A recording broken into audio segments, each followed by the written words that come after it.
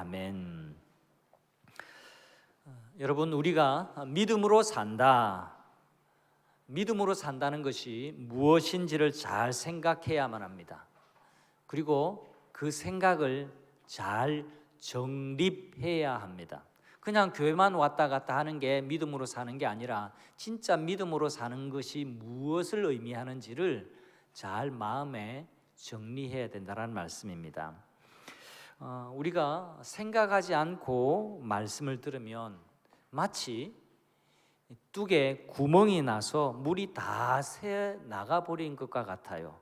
그래서 생명의 말씀이 그 안에 머물지를 못하는 겁니다. 말씀이 우리 내면 안에 머물지 않기 때문에 그래서 풍성한 삶을 누리지를 못하는 겁니다. 조금 전에 부른 성도의 노래, 우리가 최근에 참 많이 부르고 있는데요. 이 찬양은 고린도 후서 6장 9절의 말씀을 노래한 곡입니다. 우리가 성경 말씀으로 노래를 했지만 다시 한번 제가 원본의 고린도 후서 6장의 말씀을 읽어드리겠습니다. 우리는 무명한 자 같으나 유명한 자요, 죽은 자 같으나 보라 우리가 살고, 징계를 받는 자 같으나 죽임을 당하지 아니하고, 근심하는 자 같으나 항상 기뻐하고, 가난한 자 같으나 많은 사람을 부유하게 하고, 아무것도 없는 자 같으나 모든 것을 가진 자로다. 아멘. 그리스도인들은 이름 없는 사람 같지만 유명한 사람이라고 말씀합니다. 왜요? 우리 하나님이 내 이름을 알아주시니까요. 세상 사람 다 몰라도 하나님이 나를 기억해 주시니까 우리는 무명한 자 같지만 하나님 안에서 유명한 자라고 말씀하는 겁니다. 근심하는 자처럼 보이기는 하지만 오히려 항상 기뻐하는 사람, 또 기뻐할 수 있는 사람이다. 그게 우리 정체성이다라고 그렇게 말씀은 우리에게 강조해 줍니다. 가난한 사람처럼 보이는데 이상하게도 많은 사람을 부유하게 만듭니다. 우리 주변에 자세히 보면 이런 사람이 있어요. 진짜 가진 것 별 것 없는 사람 같은데 참 있는 거 퍼주려고 하고, 가진 것 콩 반쪽이라도 나눠 먹으려고 하는 마음, 가진 것 없지만 진짜 부유하게 사는 사람이 그런 사람이라는 겁니다. 그래서 역설적이게도 가진 것이 없을지라도 놀라운 말씀이에요. 모든 것을 가진 자로다. 왜요? 예수 그리스도, 모든 것 되시는 예수 그리스도가 우리 안에 있기 때문에 우리는 모든 것을 가진 자로 산다. 그렇게 말씀하고 있는 겁니다. 어떻게 이런 일이 가능할까요? 믿음으로 살면 이 말씀이 믿어져요. 우리가 새 1월부터 누가복음을 묵상하고 있는데요. 누가복음의 시작은 이렇습니다. 우리 말씀을 다 같이 한번 볼까요? 누가복음 시작 1장 1절의 말씀을 한번 보겠습니다. 이제 화면에 많이 안 띄우고 좀 찾으려고 합니다. 여러분 성경을 여러분이 직접 확인하셔야 돼요.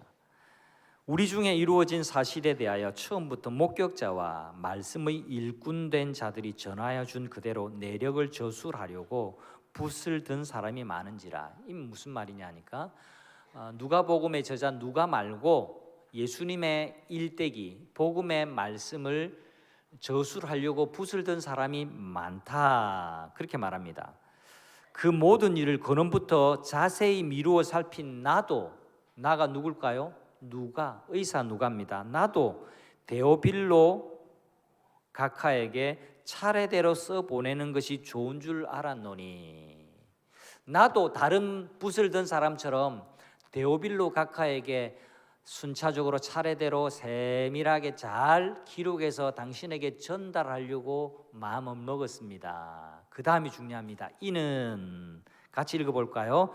이는 각하가 알고 있는 바를 더 확실하게 하려 함이로다. 데오빌로 각하 당신이, 그러니까 고위공직자로 보입니다. 데오빌로 당신이 알고 있는 그 복음을 더 확실하게 더 분명하게 알게 하기 위해서 내가 이 복음의 내용을 정리해서 당신에게 보내는 것이 좋다고 생각해서 내가 이 복음서를 씁니다. 그렇게 말합니다. 자, 오늘 우리의 시점에서 누가복음을 읽으려고 하지 말고요, 이 누가복음이 최초로 쓰였을 당시로 되돌아가 보아서 생각해 보는 것이 굉장히 의미가 있습니다. 누가복음이 쓰여진 시대는요, 로마의 네로 황제가 다스리던 때였습니다. 네로, 이름을 들어보셨을 겁니다. 네로는 기독교인들을 심하게 박해한 악명 높은 황제로 유명합니다. 폭군의 대명사로 알려질 정도입니다. 당시의 로마 제국은요, 전통적인 유대교는 종교로 인정해 준 반면에 기독교, 다시 말해 예수교는요, 종교로 인정해 주지를 않았습니다. 오히려 이교도들이요, 사교 집단으로 생각을 했습니다. 그래서 핍박을 많이 했습니다.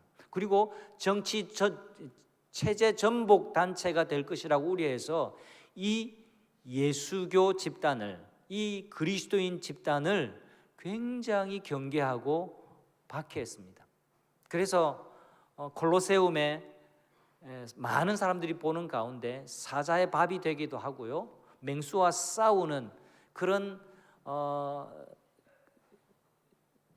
형벌을, 또 그런 볼거리를 제공할 때에 그리스도인들을 또 그 사자 우리에 집어넣기도 하고 그런 일들을 많이 했습니다.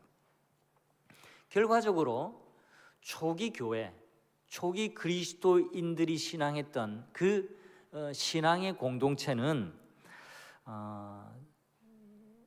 기독교의 뿌리라고 할 수가 있는 유대교인들, 자기 동족인 유대인들로부터도 미움을 받았고, 또 자기들을 통치하고 있는 정권인 로마 정부로부터도 박해를 받는 이중고를 겪었습니다. 그게 초대 교인들의 어려운 점이었습니다. 이랬던 고난의 시기에 믿음을 가진 성도들을 격려하기 위해서 누가는 복음서를 기록했던 거죠. 다시 4절의 말씀 볼까요? 이는 데오빌로 각하가 알고 있는 바를 더 확실하게 하려 함이로다. 여러분, 누가는 데오빌로에게 믿음을 더 확실하게 하기 위해서 이 글을 썼습니다. 데오빌로 누굴까? 이렇게 많이 생각을 하는데요, 한 사람일 수 있지만 또 반드시 한 사람이 아닐 수도 있습니다. 데오빌로라는 말은 데오스, 하나님이라는 말과 필리아라는 사랑이라는 말이 합쳐진 뜻입니다. 그래서 하나님의 사랑을 받은 각하 당신에게 이 편지를, 이 복음의 말씀을 전합니다 라고 에둘러서 말할 때 한 사람일 수도 있지만 우리같이 초대 교인들, 그리스도인들이 된 많은 그리스도인 공동체 한 사람 한 사람, 모든 사람에게 주는 복음의 기록의 말씀이 되기도 하는 거거든요. 여러분, 중요한 것은 의사 누가인, 누가복음의 저자인 누가가 알고 있는 바를 더 확실하게 알게 하기 위해서 이 복음의 말씀을, 그 내력을 잘 정리해서 예수님의 복음 이야기를 기록했다라는 겁니다. 여러분, 언제 믿음이 굳세어지는지 아십니까?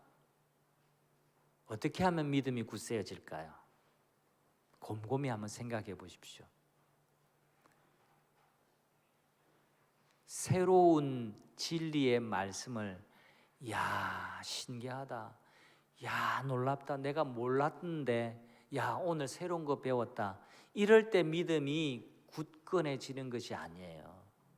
믿음은 이렇게 머리로부터 이렇게 오는 게 아니라, 믿음은 그것도 있어야 되지만 가슴으로부터 이렇게 생겨나는 게 믿음이에요. 믿음이 더 굳세어지는 때는요, 새로운 사실을 알 때일 것 같지만 사실은 믿음이 굳세어지는 때는 알고 있는 내용을 더 확실하게 확신할 때 그때 믿음이 굳건해지고 믿음이 쑥 하고 성장한다라는 것을 아셔야 합니다. 예배 시간에 설교를 듣는 이건 기본이고요. 좋은 설교, 또 은혜로운 설교 한번 듣고 가면 믿음이 쑥 자랄 것 같죠? 그건 그냥 물이 한번 싹 빠지는 것과 불과합니다. 그 말씀이 내 삶에 그대로 나타나게 될 때, 내가 말씀에 감동을 받고 내가 한번 믿음으로 살려고 해봤더니 되네, 하나님이 보호해 주시네, 하나님이 살아계신 게 분명하구나. 그걸 체험할 때 믿음이 비온 뒤에 굳세어진다고요. 비온 뒤에 땅이 굳어진다고요. 더 믿음이 강화되는 겁니다. 그래서 공동체가 중요합니다. 믿음은 배우는 게 아니라 체험하는 겁니다. 믿음은 경험하는 겁니다. 알고 있는 바를 더 확실하게 하는 것, 그게 참된 믿음인 거예요. 누가는 그러면 무엇을 더 확실하게 알게 하고 싶어 했을까요? 그건 복음 이야기입니다. 누가가 더 확실하게 전하고 싶어하는 복음 이야기에서 빼놓을 수 없는 인물이 바로 마리아와 엘리사벳 두 여인입니다. 지난 한 주간 누가복음을 쭉 묵상하고 계셨나요? 찬양대가 대답을 좀 대표로 한번 해보시죠. 지난 한 주간 누가복음을 쭉 같이 묵상을 해 오셨나요? 제가 원하는 대답 소리의 50% 정도밖에 되지 않는데, 찬양대는 회개하고 다시 누가복음을 묵상하는 새로운 한 주간 맞이하시기를 바랍니다. 찬양대 하면서 책을 아직 구입하지 못하신 분은 회개하고 다시 책을 구입하시기를 바랍니다.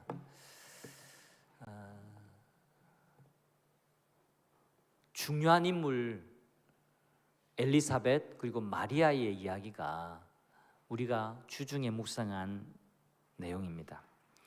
처녀 마리아는 갈릴리 지방 나사렛이라는 작은 동네에서 정말 지지리도 가난한 집안의 딸로 태어났습니다. 그리고 성장했습니다. 그런데 놀랍게도 인생에 엄청난 일이 벌어져요. 아기 예수를 잉태하는 엄마가 되는 최고의 복을 받습니다. 엘리사벳이 아기를 가진 것도 역시 기적이었어요. 부부 당사자뿐만 아니라 주변의 사람들이 다 이제는 늙어서 나이 많아 아이를 잉태하지 못한다라고 알고 있었고 또 그럴 만하게 보였습니다. 그런데 엘리사벳은 갑자기 천사의 방문을 받고 요한이라는 아기를 잉태하게 됩니다. 근데 보통의 아기가 아니라 이 땅에 구세주로 오시는 주 예수님의 길을 예비하는 중요한 인물을 잉태하게 된 것이죠. 엘리사벳은 어느 날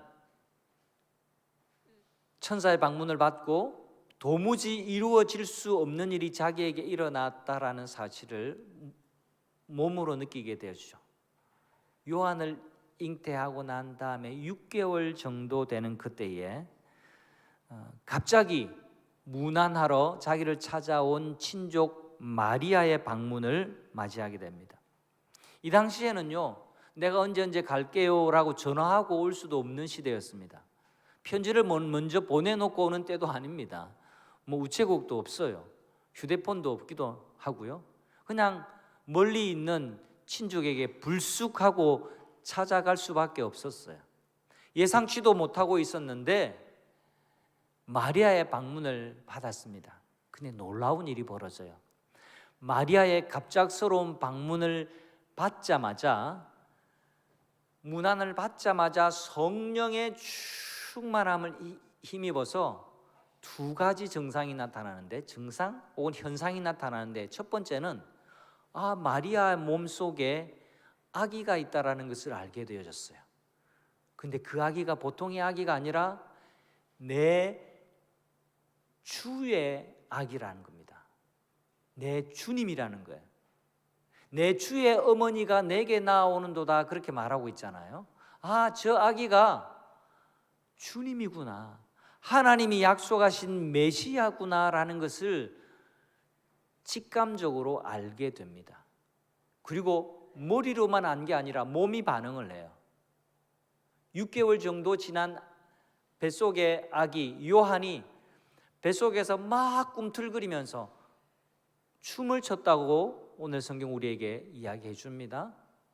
저도 이렇게 손 댔을 때 발로 툭툭 차는 것은 느꼈지만 막 안에서 댄싱하고 막 이렇게 아기가 한 것처럼 꿈틀거리면서 아기가 막 흥분을 감추지 못하고 반응하는 것을 몸으로 느낀 겁니다. 아, 이게 예사로운 일이 아니라는 것을 몸으로 느끼고 인지하고 깨달음이 온 겁니다.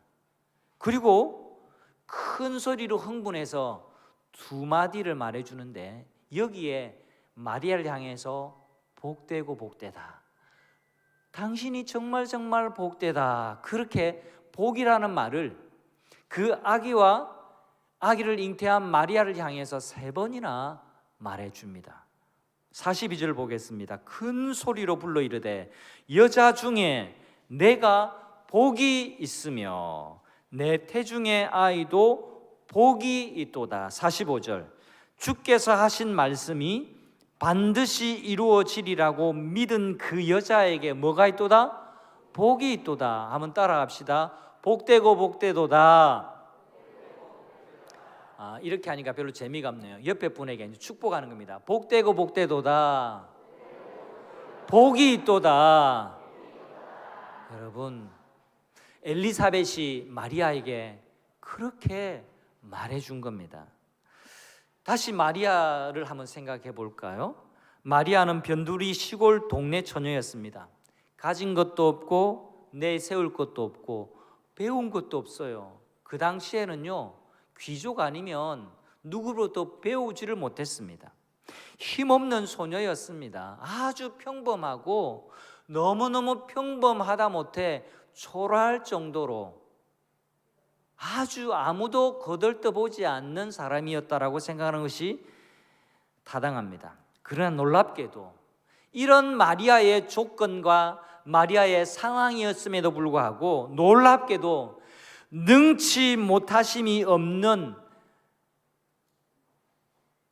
하나님의 아들, 다르게 말하면 전능하신 하나님의 아들을 잉태하게 되는 놀라운 주인공이 되어지는 겁니다.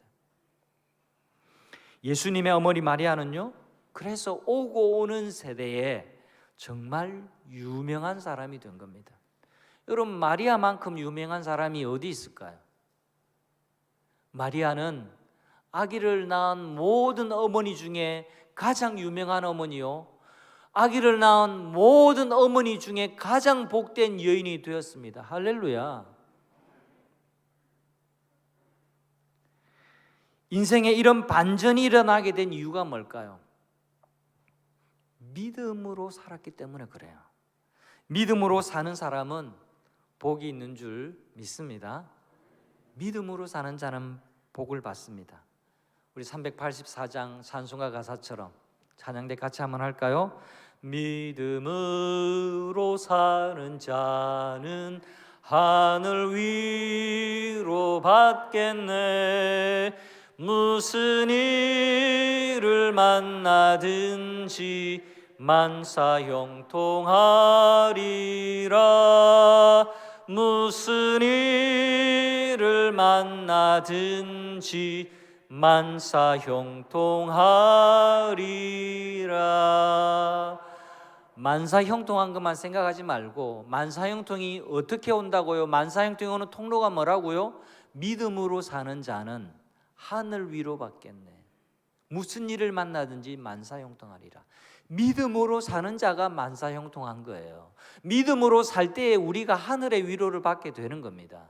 마리아가 초라했던 마리아가 가장 유명한 여인이 될 수 있었던 것은요, 믿음으로 그 아기를 잉태했기 때문에 그래요. 믿음으로 천사의 수태고지를 받아들이고 순종했기 때문에 그렇습니다. 믿음은 축복을 가져다 줍니다. 엘리사벳은 마리아를 보고 복이 있고 복이 있도다 42절에 말합니다. 성령으로 충만해진 엘리사벳이 한 번 더 마리아에게 큰 소리로 말해줍니다. 45절에 주께서 하신 말씀이 반드시 이루어지리라고 믿은 그 여자에게 복이 있도다. 믿은 그 여자가 누구예요? 마리아입니다. 마리아를 어떻게 설명한다고요? 주께서 하신 말씀이 그대로 이루어질 것이라고 믿은 그 마리아, 당신은 정말 복 있는 여인이야. 축복해 주고 있는 겁니다. 그렇습니다. 믿음이 있는 사람이 복 받은 사람인 줄 믿습니다. 마리아가 무엇을 믿었습니까? 하나님께서 자신에게 하신 말씀, 그 말씀이 뭐예요? 네가 처녀지만 네가 하나님의 독생자 아기 예수를 네가 잉태할 것이다. 그 말씀이 그대로 이루어질 것이라고 믿었어요. 그 믿음 때문에 엘리사벳 소식도 듣고 확인하러 찾아온 겁니다. 여러분, 시골 처녀 마리아는요, 천사가 방문해서 아기를 낳을 것이라는 말에 처음에는 의안이 벙벙했습니다. 그것도 이미 우리가 주중에 묵상한 내용입니다. 처음부터 그 말씀을 받아들일 수가 없었어요.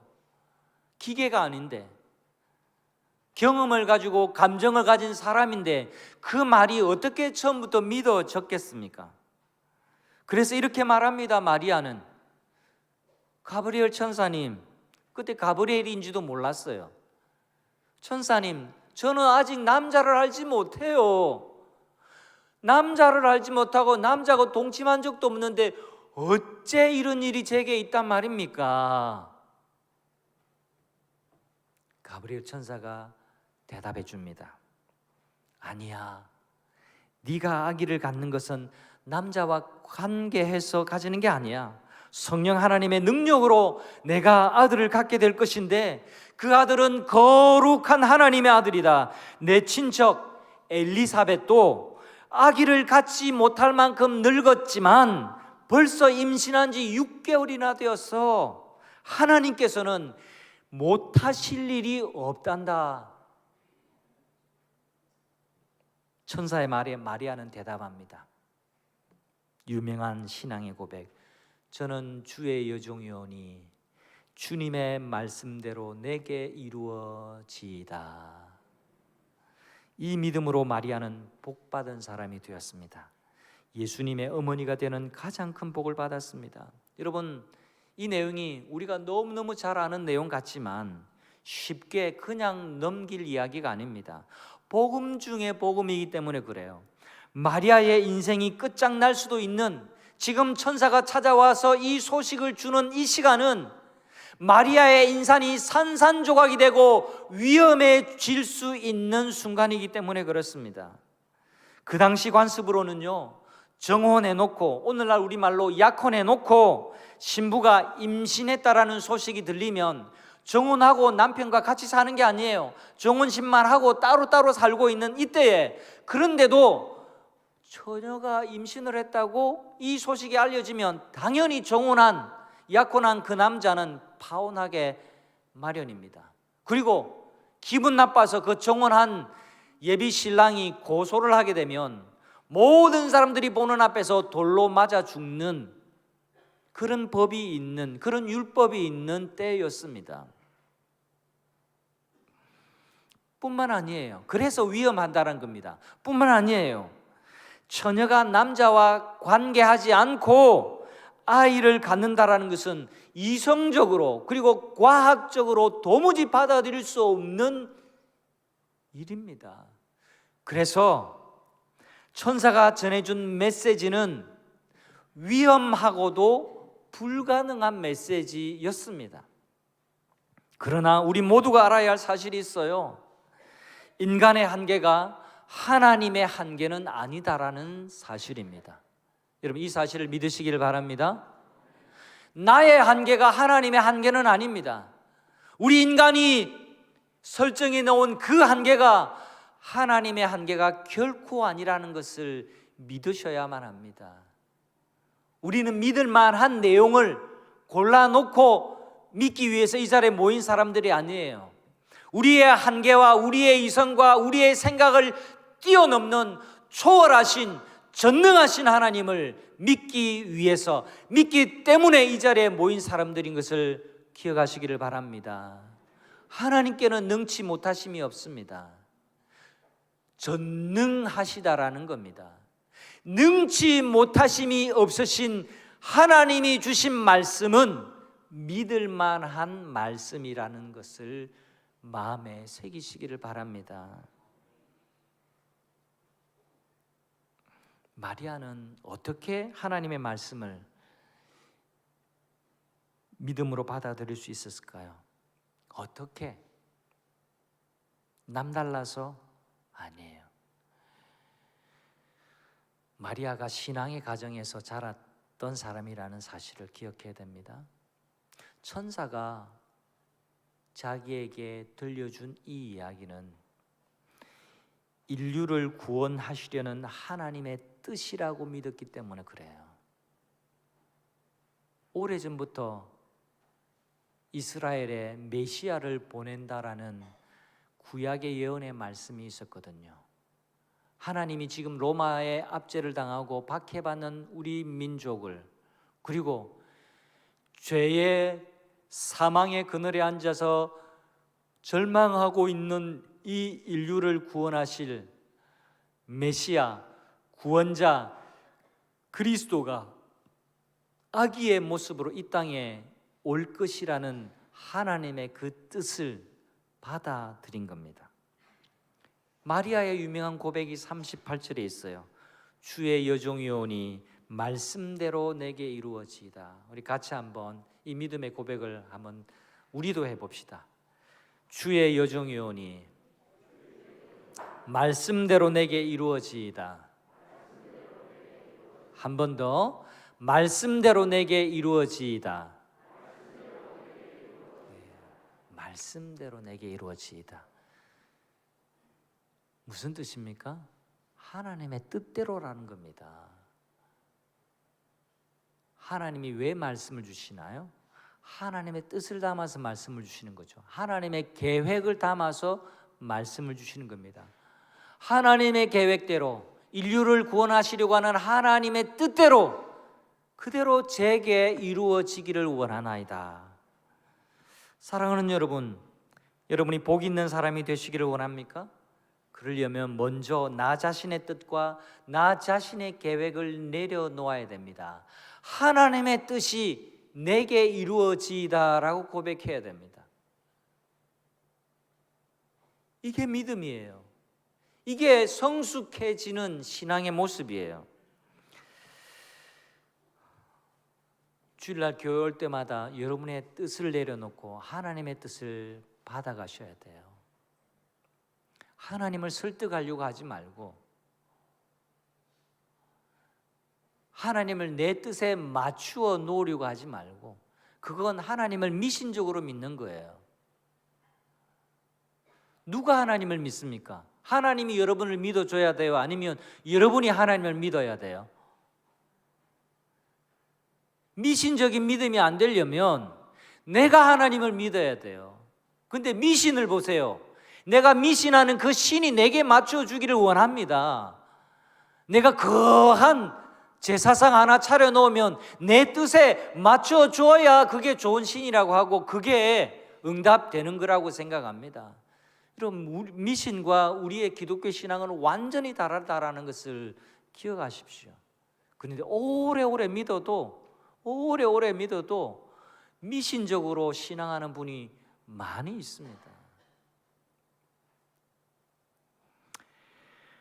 제가 참 좋아하는 가수 이야기를 좀 해보고 싶습니다.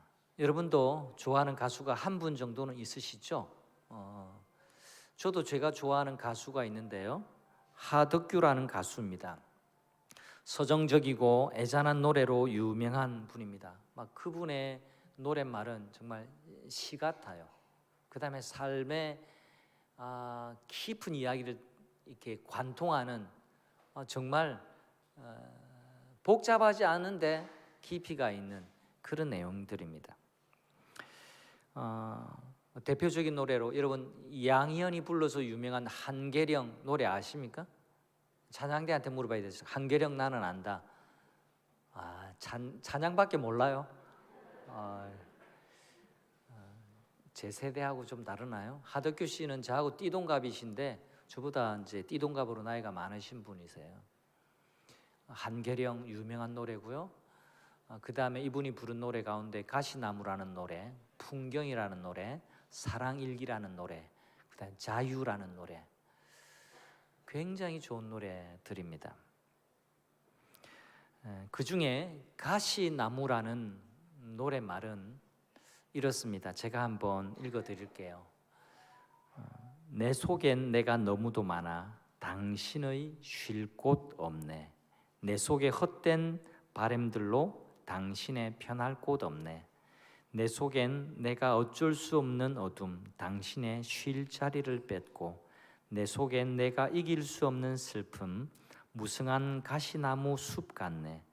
바람만 불면 그 메마른 가지 서로 부대끼며 울어대고, 쉴 곳을 찾아 지쳐 날아온 어린 새들도 가시에 찔려 날아가고, 바람만 불면 외롭고 또 괴로워 슬픈 노래를 부르던 날이 많았는데, 내 속엔 내가 너무도 많아서 당신의 쉴 곳 없네. 지금은 이 하덕규 님이 목사님이 되셨어요. 그분의 간증과도 같은 노래가 바로 이 가시나무라는 노래입니다. 이분이 원래는 미술을 한 분이에요.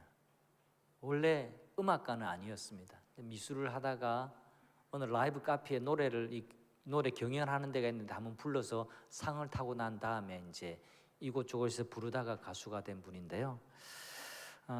이분이 살던 시대, 저보다 띠동갑으로 한 12년 더 앞서니까 그때는 참 20살 딱 되면 민주화, 군사 정권이 나라를 통치하던 때였죠. 근데 이제 그 유명한 군사 정권을 쟁취했던 분이 물러나고 이제 민주화가 되느나 싶었는데 또 군사 출신의 사람이 또 정권을 잡는 걸 보고 막 좌절했습니다. 민주화가 이루어지는가 싶었는데 또 군사 정권의 연장인가 막 이런 마음이 드니까 마음이 좌절감이 찾아왔는데요. 그래서 이제는 저항가요, 군중 가요를 불러야 되겠다 생각을 하고 힘 있는 노래, 사람들의 마음을 뜨겁게 하고 막 이런 부르는 노래를 음반을 하나 준비를 했더랬습니다.